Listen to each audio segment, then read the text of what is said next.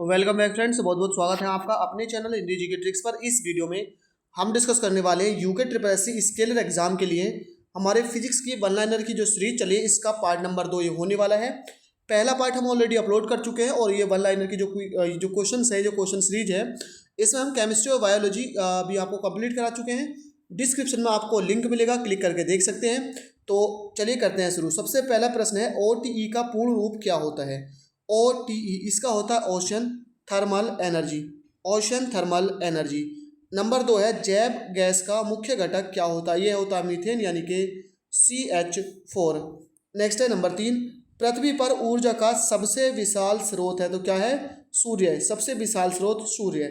Number 4 है, सौर cell किसके बने होते हैं? सौर सेल ये बने होते हैं अर्धचालकों के। किसके होते हैं? अर्धचालकों के। नेक्स्ट है नंबर 5, सोलर सेल ऊर्जा को किस रूप में रूपांतरित करता है? तो ये प्रकाश ऊर्जा को विद्युत ऊर्जा में बदलता है, प्रकाश ऊर्जा को विद्युत ऊर्जा में। नेक्स्ट है नंबर 6, नाभिकीय विखंडन में यूरेनियम 235 ये इसका परमाणु भार है और इसका परमाणु क्रमांक कितना होता है? 92 होता है।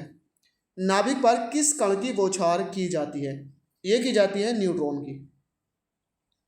नंबर 7 है, दो मंदक पदार्थ होते हैं, ग्रेफाइट और भारी जल।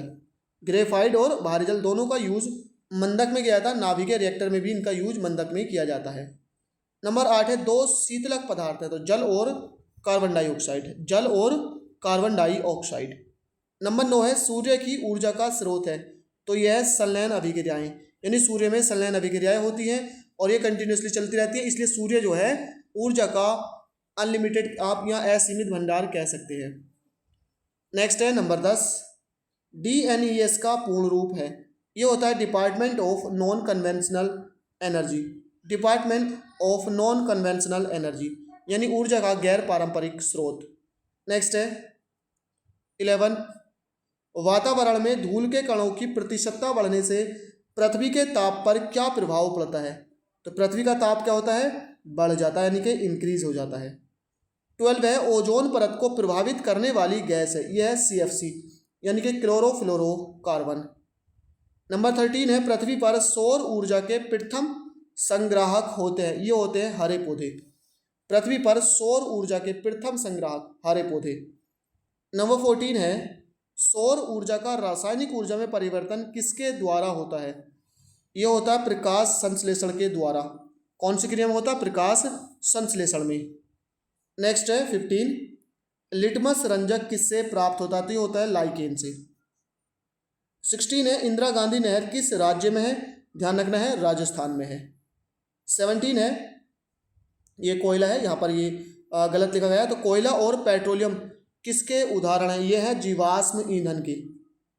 नंबर 18 है, जीवाश्म ईंधन के जलने पर किस प्रकार का प्रदूषण होता है? ये होता है वायु प्रदूषण, जीवाश्म ईंधन के जलने पर वायु प्रदूषण। नंबर 19 है, समुद्र की गहराई ज्ञात की जाती है, ये की जाती है किससे? सोनार से, समुद्र की गहराई सोनार। 20 है, सोनार यानी कि इसकी फुल फॉर्म क्या होती है? Sound navigation and ranging, sound navigation and ranging ये सोनार की फुल फॉर्म होती है, पूर्ण रूप होता है। 21 है, आवृत्ति का मात्रक क्या होता है? ये होता है हर्ट्ज, आवृत्ति का मात्रक। 22 है, ध्वनि का वेग सर्वाधिक होता है तो किसमें होता है? ठोस में, ध्वनि का वेग सबसे ज्यादा ठोस और सबसे कम गैस में। 23 है, प्रतिध्वनि का कारण क्या होता है? प्रतिध्वनि का कारण होता है परावर्तन, यानी ध्वनि का परावर्तन।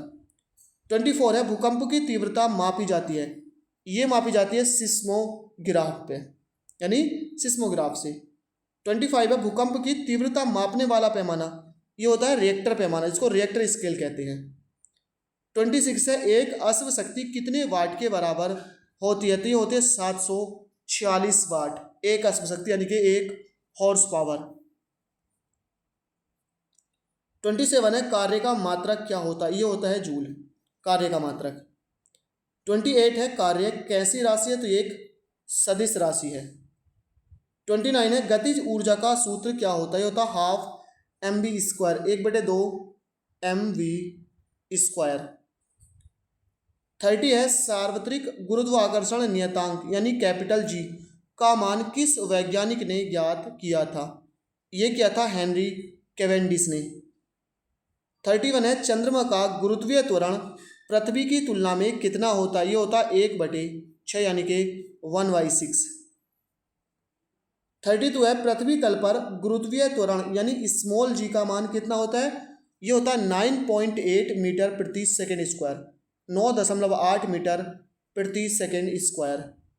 33 है सार्वत्रिक गुरुत्वाकर्षण नियतांक कैपिटल जी का मान, ये होता है 6.67 गुणा 10⁻⁻11 न्यूटन मीटर स्क्वायर प्रति किलोग्राम स्क्वायर।